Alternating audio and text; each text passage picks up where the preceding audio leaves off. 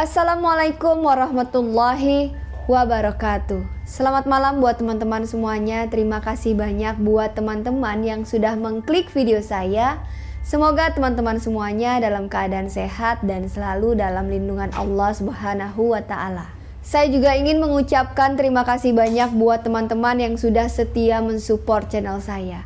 Semoga kebaikan teman-teman semuanya dibalas oleh Allah Subhanahu wa Ta'ala. Buat teman-teman yang mungkin saja baru bergabung di channel YouTube saya, jangan lupa diklik tombol subscribe, nyalakan juga lonceng notifikasinya supaya teman-teman tidak ketinggalan apabila saya mengupload video terbaru. Jangan lupa di like, di komen, dan jangan lupa dibagikan ke media sosial teman-teman yang lainnya. Pada malam hari ini saya akan menceritakan sebuah kisah yang saya dapat dari temannya adik saya yang bernama Gusti Ayu. Gusti Ayu ini adalah seorang anak yang memiliki kelebihan supranatural, indera keenam atau semacamnya. Buat teman-teman yang penasaran dengan kisah yang akan saya ceritakan pada malam hari ini, tonton video saya sampai selesai.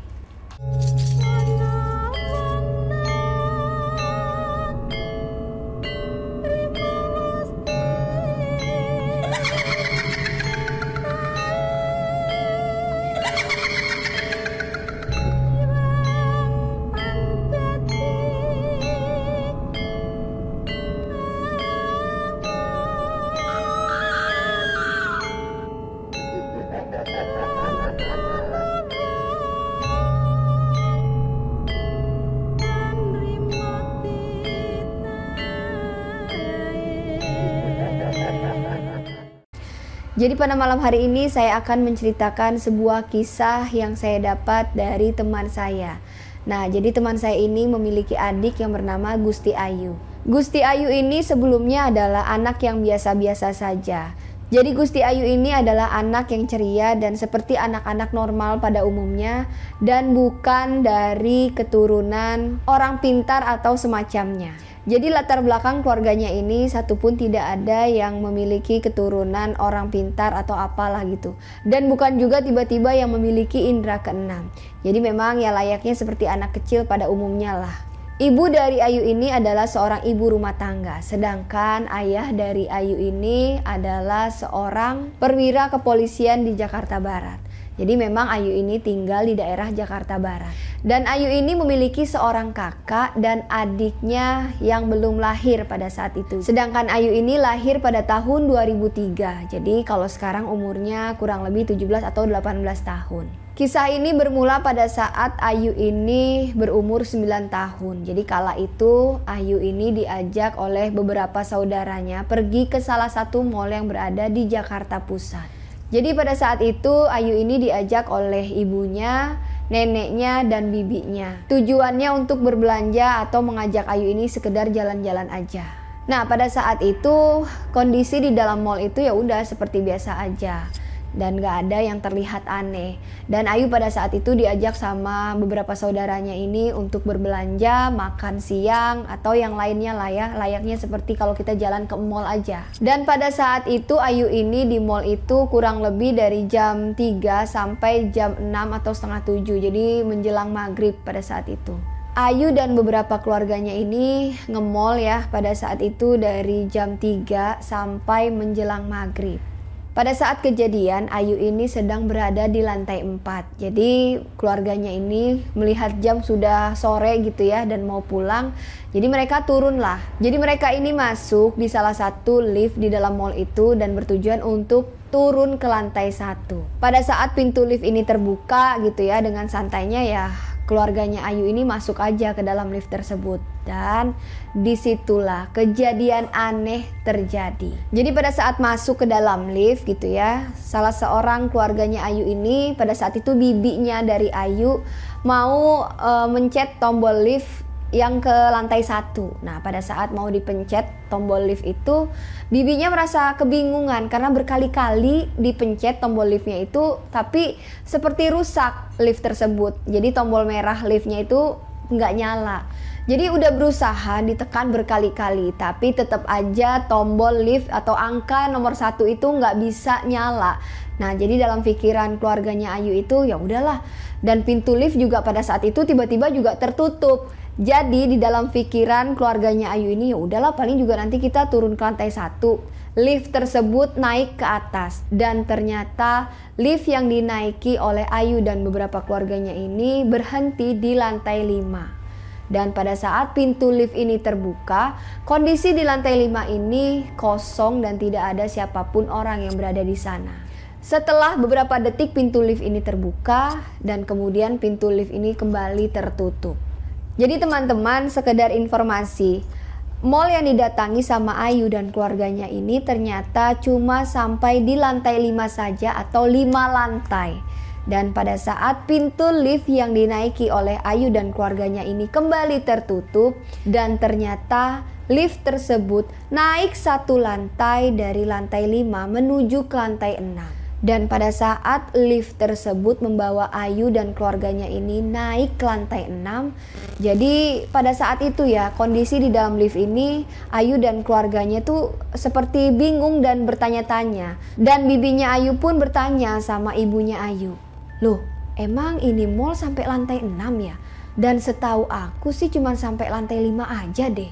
Dan ibunya Ayu pun gak menjawab gitu ya pertanyaan dari bibinya. Dan mereka tuh kembali terdiam dan sampai pintu lift tersebut kembali terbuka dan posisinya berada di lantai 6 mall tersebut. Dan pada saat pintu lift kembali terbuka di lantai 6, jadi Ayu dan beberapa keluarganya nggak ada yang merasa aneh. Karena yang mereka lihat pada saat itu di lantai 6 hanya tempat parkir mobil biasa, nggak ada yang aneh. Jadi pada saat mereka melihat gitu ya, celingak-celinguk, oh cuman parkiran aja. Jadi mereka menganggap nggak ada yang aneh. Dan pada saat itu pintu lift ini pun kembali tertutup.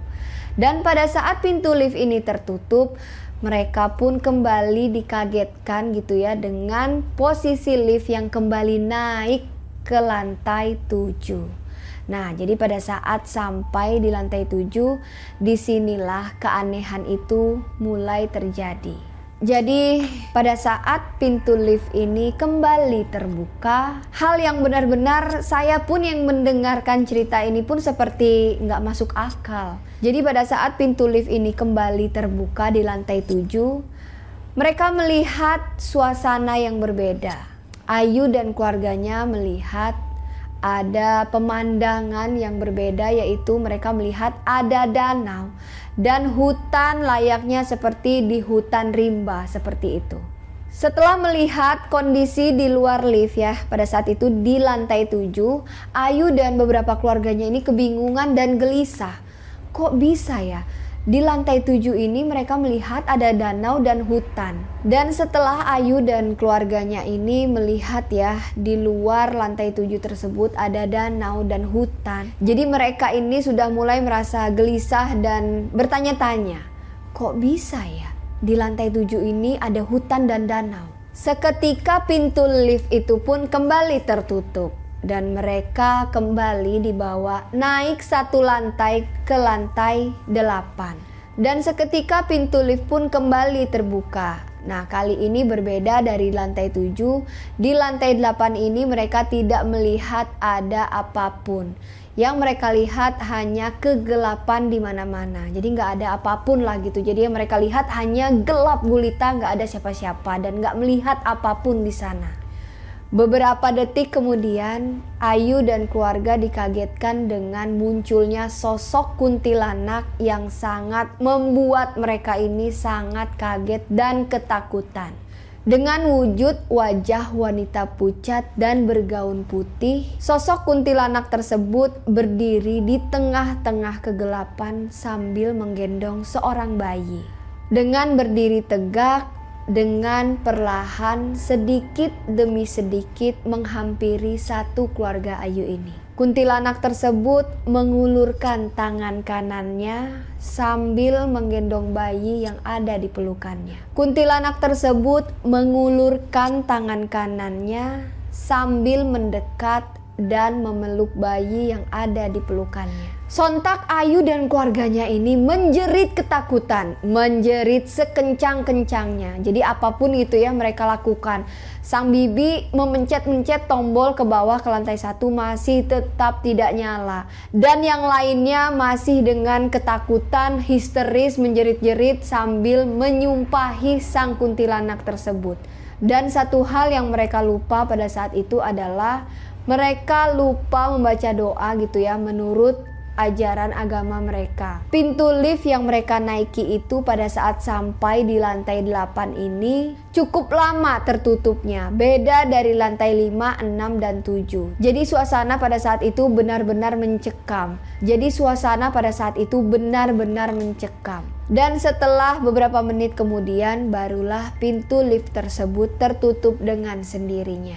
Dan setelah pintu lift ini kembali tertutup gitu ya, Ayu dan keluarganya benar-benar merasa shock atau masih trauma dengan kejadian yang barusan ia alami. Dan setelah pintu lift ini kembali tertutup, jadi lift tersebut ternyata turun ke lantai 7 dan turun ke lantai 6. Dan pada saat lift ini turun di lantai 6, pintu lift kembali terbuka. Pada saat pintu lift itu terbuka di lantai 6, jadi seperti yang tadi saya ceritakan di awal ya, kondisi di lantai 6 itu hanya seperti parkiran mobil saja ya. Dan tiba-tiba ada 2 orang perempuan datang dan langsung memasuki lift tersebut.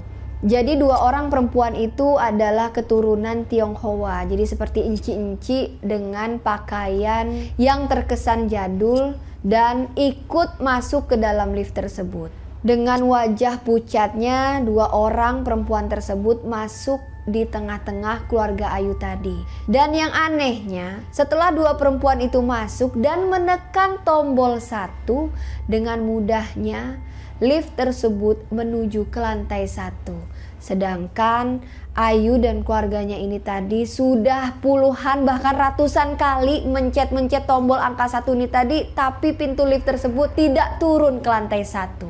Jadi setelah posisi lift tersebut turun ke lantai 1, 2 orang perempuan tersebut ya, enci-enci tadi, ternyata setelah pintu lift itu terbuka dan menuju ke lantai 1, jadi keluarganya Ayu ini turun ke lantai 1. Namun di sini yang anehnya, 2 orang perempuan itu tidak ikut turun, namun posisi berdirinya dari masuk sampai ke lantai 1 tidak berubah.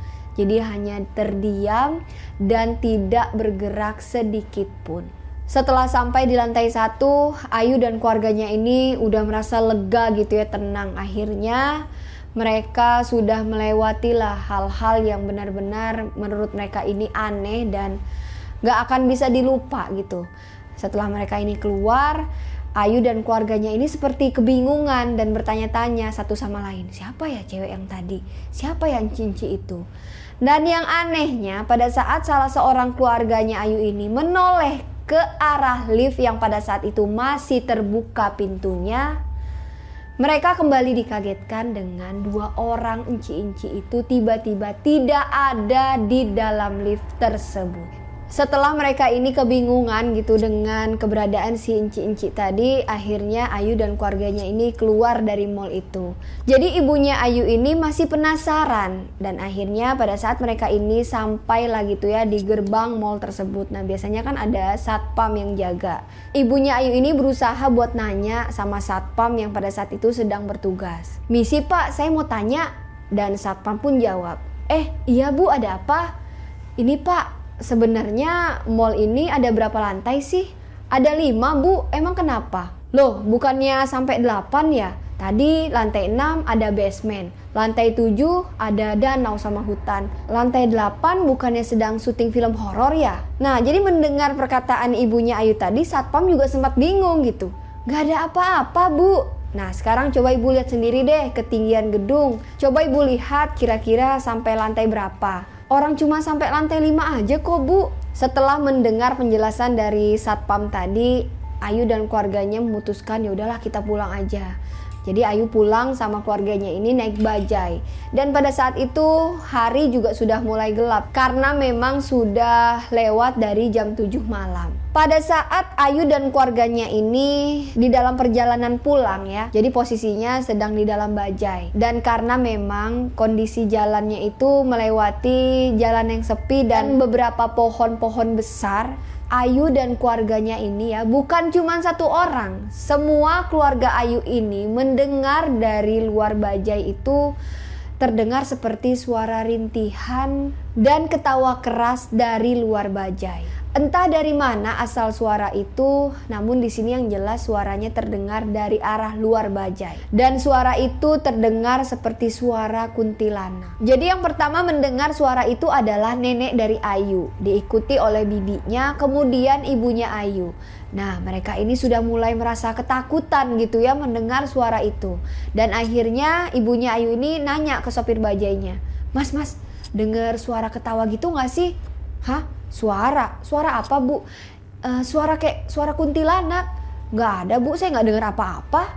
Dan pada saat itu bibinya Ayu ini kembali menegaskan dan bertanya, Mas, yang bener mas, kita lagi gak pengen bercanda. Denger gak mas suaranya? Orang jelas banget kok kita denger. Jadi mendengar perkataan bibinya Ayu ini, sang bajai ini sudah mulai menanggapi serius gitu ya. Kayaknya nih orang beneran nih gak bercanda. Bu, yang bener bu, suara apaan sih bu? Suara kuntilanak? Beneran? Dan pada saat mendengar ada suara kuntilanak gitu ya di luar bajai, jadi kondisi Ayu ini sudah mulai kelelahan.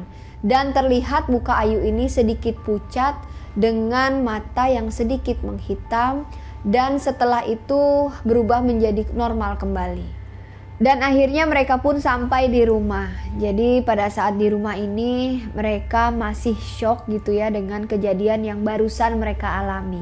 Dan inilah pengalaman yang tidak pernah dilupakan sama Ayu dan keluarganya. Setelah kejadian itu, Ayu pun bertumbuh menjadi anak ya pada umumnya. Dan Ayu sudah tumbuh menjadi gadis remaja cantik seperti anak sebayanya. Jadi ia seperti gadis biasanya dan dia belum mendapatkan indera keenamnya. Dan disinilah titik awal pada saat Ayu ini mengetahui bahwa dirinya ini memiliki indera keenam. Awal kejadiannya itu pada saat Ayu ini duduk di kelas 1 SMK. Nah pada saat itu Ayu ini ada kegiatan LDKS dari sekolahnya. Dan mengharuskan Ayu ini pergi ke salah satu daerah gitu ya untuk mengikuti kegiatan tersebut. Jadi sekolah Ayu ini menyewa villa untuk kegiatan tersebut. Nah jadi pada saat Ayu dan teman-temannya ini sampai, mereka dibagilah gitu beberapa kamar. Dan Ayu pada saat itu tidur dengan beberapa teman perempuannya. Dan pada saat Ayu berada di dalam kamar tersebut, Ayu ini tiba-tiba mengalami kesurupan. Sehingga membuat teman satu kamarnya ini sangat ketakutan dan akhirnya teman Ayu ini memanggil seorang guru masuk ke dalam kamarnya. Jadi Ayu pada saat itu kerasukan kakek-kakek tua. Jadi Ayu langsung berubah tingkah lakunya seperti kakek-kakek dan meminta jamuan-jamuan seperti rokok tembakau, kopi hitam dan tape uli. Dengan santainya Ayu ini menunjukkan sikap layaknya seorang kakek-kakek. Dari cara duduknya hingga gestur tubuhnya. Setelah mendengar permintaan dari kakek-kakek yang masuk ke tubuh Ayu ini tadi, jadi guru-guru yang berada di situ langsung menuruti permintaannya. Jadi disuguhilah dengan kopi hitam dan rokok tembakau.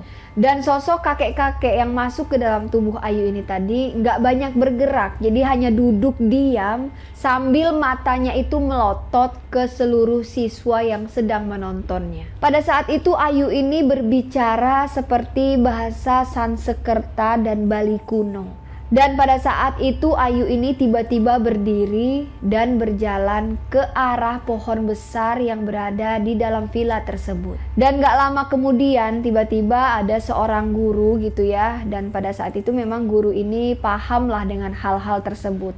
Dan kebetulan guru tersebut adalah guru agama. Dan melihat tingkah Ayu yang seperti itu, beliau ini langsung mendekati Ayu dan berusaha untuk menenangkan Ayu. Jadi setelah guru agama ini mendekati Ayu gitu ya, dan Ayu pun dinetralisasikan oleh guru tersebut.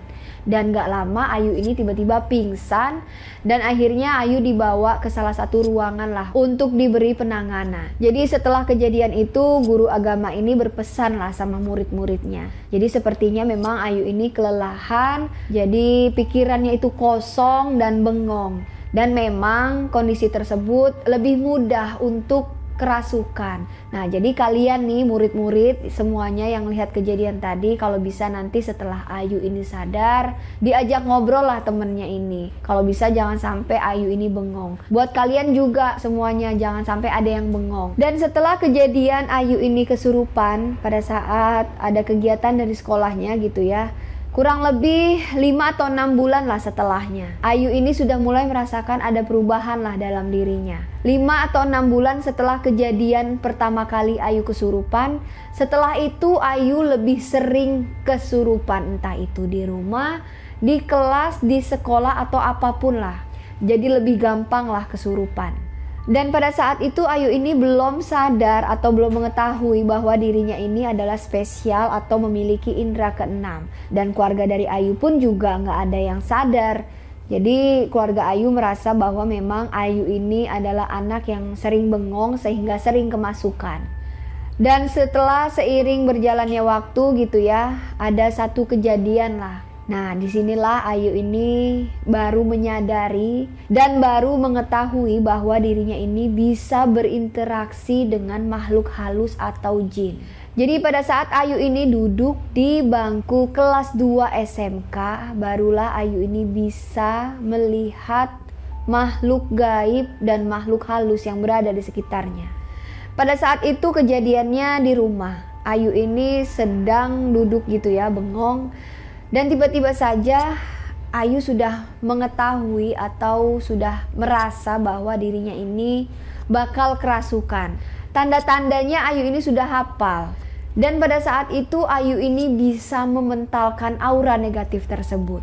Ditolak sama Ayu, sehingga terjadilah interaksi pertama kalinya Ayu. Jadi pada saat itu Ayu ini melihat ada sosok anak kecil yang mengaku namanya ini adalah Elizabeth dan berasal dari Belanda. Elizabeth ini sosoknya adalah sosok anak kecil yang cantik dengan berpakaian seperti noni-noni Belanda. Dengan wajah cantiknya, Elizabeth ini berusaha untuk berkomunikasi sama Ayu. Jadi Elizabeth ini berkata sama Ayu dan meminta tolong sama Ayu. "Kakak, bisa tolong aku nggak?" Yang jelas cara mereka berdua ini berkomunikasi bukan lewat suara. Cara mereka berkomunikasi ini hanya bertatapan dan mereka berkata hanya dalam hati saja. Namun satu sama lain mengetahui apa yang sebenarnya diucapkan.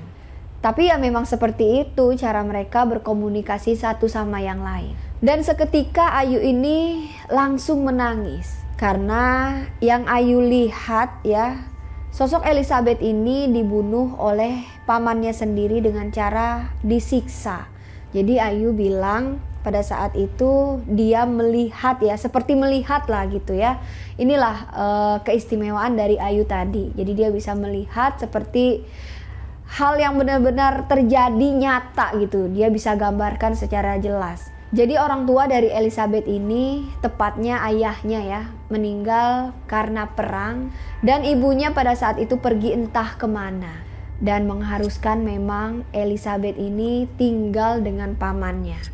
Nah, pada saat Elizabeth tinggal dengan pamannya ini, Elizabeth ini kerap kali disiksa hingga tewas dibunuh oleh pamannya sendiri. Dan seketika Ayu ini semakin menjadi nangisnya ya, benar-benar semakin sedih melihat sosok Elizabeth yang pada saat itu dadanya ini hancur dikarenakan tusukan benda tumpul yang berupa tongkat oleh pamannya hingga menusuk dadanya dan membuat Elizabeth ini mati dikarenakan gagal pernafasan. Jadi setelah kejadian itu Ayu ini sudah mulai resah gitu dikarenakan si Elizabeth ini tadi kalau nggak minta tolong, Elizabeth ini sering ngajak main, Sedangkan Ayu sendiri kan punya kegiatan yang lain. Dia harus sekolah, mengerjakan tugas gitu ya, dan kegiatan yang lainnya. Dan kurang lebih 1 minggu Elizabeth ini pada saat itu ya Ayu bilang beradalah di dalam rumah Ayu ini. Jadi Ayu ini sudah mulai agak resah, gelisah gitu. Dan akhirnya Ayu berkata sama Elizabeth ini untuk Elizabeth supaya tenang, atau bisa dibilang Ayu mengusir Elizabeth tersebut dari rumahnya. Dan setelah itu si Elizabeth pun sudah tidak lagi mengganggu Ayu. Setelah kejadian itu hari-hari pun dijalani oleh Ayu ini ya udah seperti biasa, berjalan dengan normal. Dan Ayu pun juga sudah mulai terbiasa gitu ya dengan makhluk-makhluk yang tak kasat mata yang berada di sekitarnya. Setelah kejadian itu hidup Ayu pun berjalan seperti biasanya.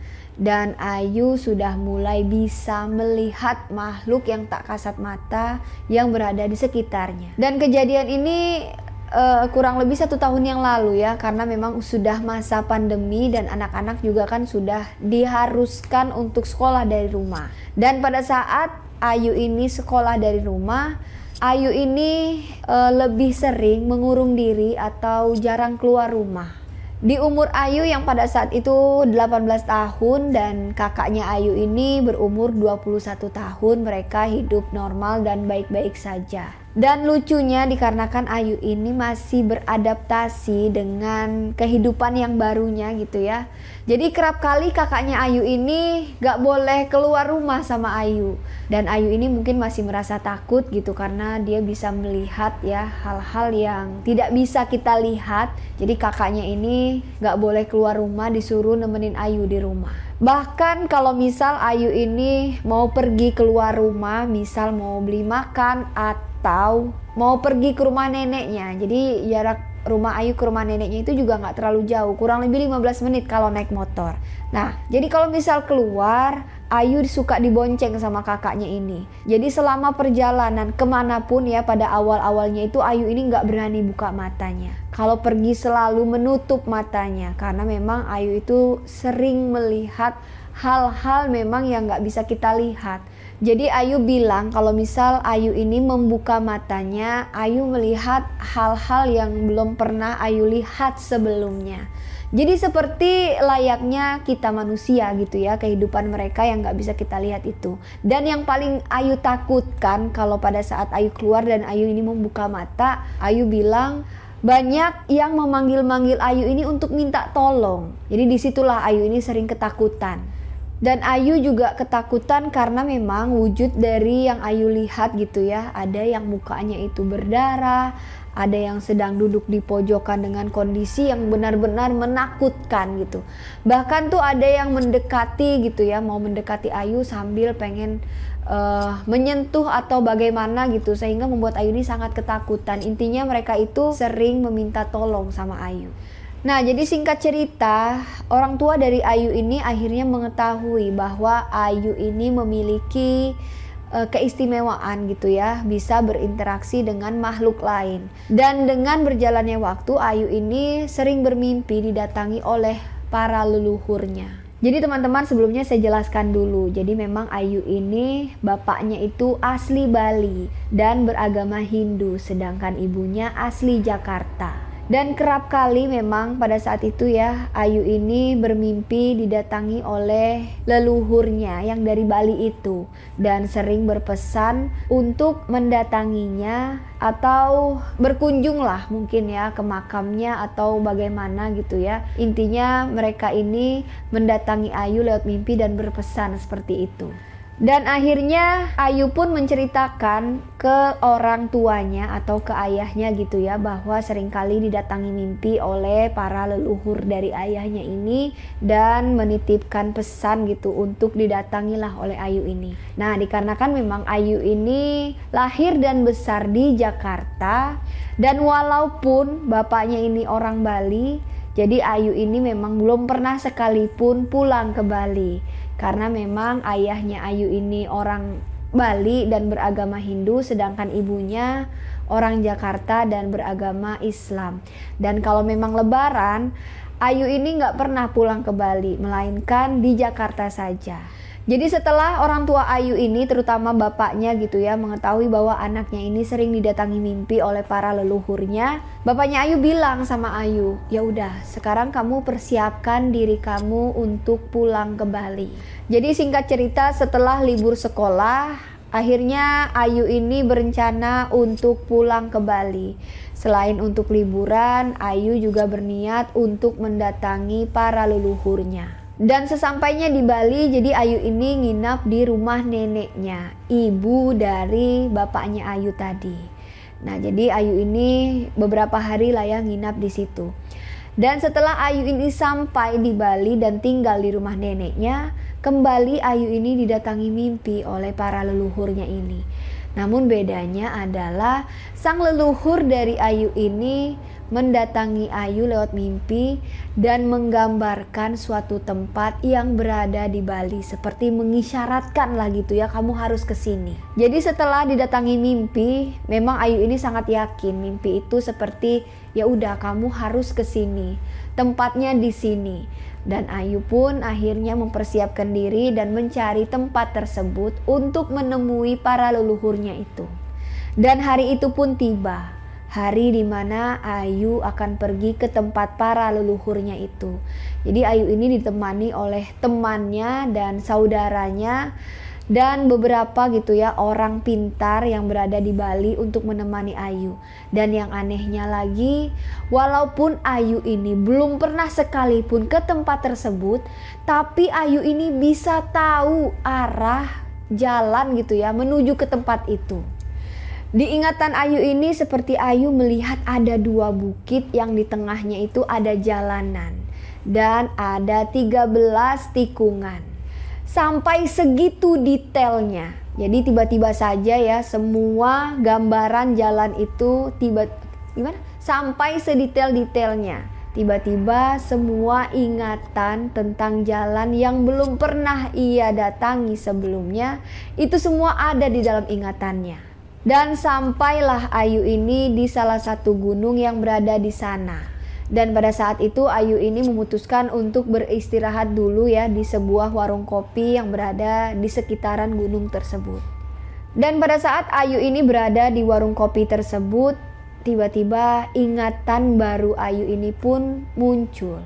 Jadi sang leluhur mengatakan bahwa, Gusti Ayu, besok saja kamu melanjutkan perjalanannya, dikarenakan hutan yang berada di dalam gunung tersebut sangatlah berbahaya dan semua penghuni hutan yang berada di sana sudah menunggu kamu dan mengincar kamu. Jadi memang di sini Ayu itu dari kecil sudah diincar ya oleh banyak makhluk halus. Dengan tak kasat mata gitu kita melihat. Namun di sini ternyata para leluhur Ayu ini sudah menjaga Ayu sejak Ayu ini lahir.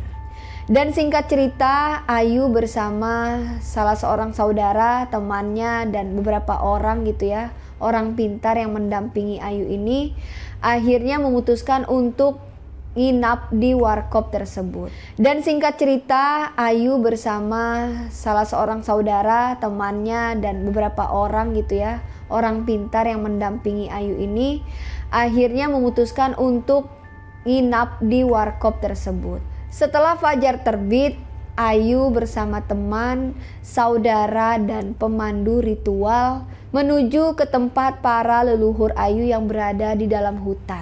Jadi di dalam perjalanan gitu ya, pada saat Ayu ini masuk ke dalam hutan tersebut, Ayu ini seperti kembali mengingat gitu atau melihat apa yang bisa ia lihat dan berusaha untuk mencari titik di mana sang leluhur Ayu ini menunggu. Sampailah Ayu ini akhirnya di sebuah tempat yang cukup teduh dengan curug dan ada aliran sungai di depannya. Pada saat Ayu sampai di tempat tersebut, Ayu ini mulai duduk gitu ya dan memulai ritualnya secara khusyuk untuk bertemu dan berkomunikasi dengan para leluhurnya. Dan akhirnya ritual pun dimulai. Jadi Ayu ini sudah mempersiapkan beberapa sesajen gitu yang disajikan dan dimulai dengan mandi kembang. Jadi bisa dibilang seperti ritual kejawen. Setelah ritual ini dilakukan, jadi memang intinya ritual yang dilakukan oleh Ayu ini tadi adalah supaya para leluhur Ayu ini bisa melekat dan masuk ke dalam batinnya Ayu. Dan akhirnya ritual itu pun berlangsung. Jadi memang inti dari ritual yang dilakukan oleh Ayu ini tadi adalah untuk memasukkan sang leluhur ini tadi ke dalam batinnya Ayu. Dan hingga ritual ini pun kelar dan Ayu pun kembali seperti sedia kala lagi. Dan Ayu pun pulang kembali ke Jakarta. Setelah ritual yang dilakukan oleh Ayu ini sudah merasa seperti nyaman lah dengan kehidupan barunya gitu ya. Tidak ada lagi jin atau roh jahat yang ingin mengganggu Ayu dikarenakan memang ada leluhurnya Ayu yang sudah menjaga Ayu yang pada saat itu telah Ayu jemput dari kampungnya. Jadi penjelasannya di sini adalah sang leluhurnya Ayu ini selalu menempel di garis keturunannya yang terpilih. Dan terakhir kali sang leluhur dari Ayu ini menempel ke buyutnya Ayu yang sudah lama meninggal. Jadi maka dari itu sang leluhur ini ingin mencari wadah baru yang mana harus dari garis keturunannya. Dan Ayulah orang terpilih. Nah, jadi ada perbedaan sebelum Ayu ini menjemput leluhurnya dan sebelum Ayu ini mengetahui ya bahwa ada leluhur yang menjaganya. Sekarang Ayu kalau keluar rumah sudah nggak takut lagi. Jadi kalau misal Ayu ini melihat ada aura negatif gitu ya, seperti ada jin jahat atau ada arwah yang jahat gitu ingin mendekatinya atau sekedar ingin usil lah gitu sama Ayu. Dan Ayu ini tinggal memanggil leluhurnya saja. Dan para jin atau makhluk yang ingin usil sama Ayu ini kalau melihat leluhurnya itu langsung lari. Jadi ada salah satu kejadian, salah satu teman dekat Ayu ini sakit. Dan bisa dibilang sakitnya ini karena guna-guna. Jadi mengetahui bahwa temannya ini sakit, Ayu ini berusaha untuk mengobati temannya. Dan pada saat Ayu menemui temannya yang sedang sakit ini, Ayu menempelkan gitu ya tangannya ini ke dahi temannya itu. Dan pada saat Ayu menempelkan telapak tangannya ke dahi temannya gitu ya, Ayu ini memejamkan matanya untuk beberapa menit. Pada saat Ayu membuka matanya kembali, tiba-tiba Ayu ini langsung menangis. Nah, jadi pada saat Ayu ini menangis gitu ya, setelah beberapa menit Ayu ini sudah mulai tenang gitu. Dan akhirnya Ayu minta sama temannya ini air putih 3 gelas. Jadi Ayu minum air putih 3 gelas. Setelah Ayu ini tenang, barulah Ayu cerita apa yang baru saja terjadi atau apa yang baru saja Ayu lihat. Jadi pada saat itu Ayu ini menceritakan sama temannya, Ayu melihat di hadapannya ada seorang dukun dan ratusan jin. Jadi ratusan jin tersebut mencoba untuk menyerang Ayu dan leluhur dari Ayu ini tadi. Jadi bisa dikatakan Ayu ini sama leluhurnya itu kalah. Karena memang level dari dukun tersebut sudah sangat tinggi di atas Ayu dan leluhurnya tadi. Jadi istilah ada langit di atas langit itu memang benar adanya. Dan Ayu bilang sama temannya untuk segera pergi ke orang pintar yang levelnya ini jauh lebih tinggi lah di atas Ayu dan leluhurnya tadi. Nah, jadi teman-teman, seperti itulah ya kisah atau pengalaman Gusti Ayu yang dibagikan kepada saya. Masih banyak lagi kisah-kisah yang belum saya ceritakan di channel YouTube saya. Buat teman-teman yang mungkin nih masih penasaran dengan kisah Gusti Ayu tadi, boleh teman-teman komen di kolom komentar ya, siapa aja yang masih penasaran. Jadi saya bisa mendatangkan atau kita yang akan bersilaturahmi ke Gusti Ayu. Dan Gusti Ayu akan menceritakan pengalaman-pengalaman misteri yang beliau alami secara langsung di channel YouTube saya. Jadi buat teman-teman yang penasaran, boleh teman-teman ketik di kolom komentar. Insya Allah saya akan mendatangi Gusti Ayu dan Gusti Ayu akan cerita kepada teman-teman semuanya. Sampai di sini kisah yang dapat saya sampaikan pada malam hari ini. Semoga teman-teman yang mendengarkan kisah saya dapat mengambil hikmah dan pelajaran dari kisah yang saya sampaikan barusan. Buat teman-teman yang memiliki kisah atau pengalaman misteri yang akan dibagikan di channel YouTube saya, boleh teman-teman DM ke Instagram saya. Insya Allah saya akan ceritakan di channel YouTube saya. Atau mungkin teman-teman semuanya ingin gabung di segmen silaturahmi, boleh teman-teman DM ke Instagram saya. Saya bersama tim akan mendatangi teman-teman, jadi teman-teman bisa bercerita secara langsung di channel YouTube saya. Saya ingin mengucapkan terima kasih banyak buat Gusti Ayu yang sudah membagikan kisahnya dan memperbolehkan saya menceritakan kembali di channel YouTube saya. Buat teman-teman yang baru bergabung di channel YouTube saya, jangan lupa diklik tombol subscribe, nyalakan juga lonceng notifikasinya supaya teman-teman tidak ketinggalan apabila saya mengupload video terbaru. Jangan lupa di like, di komen, dan jangan lupa dibagikan ke media sosial teman-teman yang lainnya. Jangan lupa di follow juga akun Instagram saya Rahayu_Fajri atau akun TikTok saya Rahayu_Fajri. Insya Allah saya akan membagikan updatean video-video terbaru saya. Saya juga ingin mengucapkan terima kasih banyak yang sebesar-besarnya buat teman-teman yang sudah mendukung channel saya. Semoga channel saya semakin berkembang sehingga saya semakin semangat menyampaikan kisah-kisah misteri yang ada di sekitar kita. Saya mohon maaf apabila terdapat kekurangan di dalam video saya kali ini. Saya Rahayu Fajri pamit undur diri. Wassalamualaikum warahmatullahi wabarakatuh.